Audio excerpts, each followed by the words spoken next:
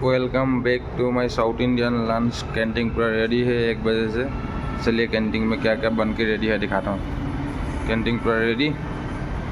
आज का स्पेशल क्या आया दिखाता हूँ। देखो, पापड़ चेंज हो गया, रोटी है, पुलाव है, वेज पुलाव मिक्स, पालक पनीर का सब्जी है। पनीर देखिए कितना है, पनीर है।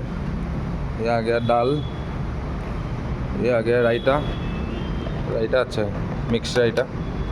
सलाद आ गया है, स्वीट में मशरूम पाक। पूरा रेडी है कैंटीन।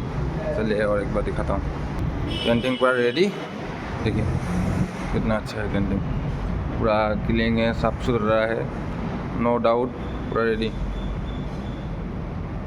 पूरा रेडी है। पुलाव देखिए, पुलाव ज़्यादा सेल होता है इसलिए पुलाव ज़्यादा बनता है। पनीर देखिए पूरा भर के है, पनीर पूरा गर्मा गर्म अनलिमिटेड। दाल, दाल भी देखिए कितना गाढ़ा है। रायता पूरा रेडी, पूरा क्लीनिंग चालू है, पूरा रेडी। आज का स्पेशल।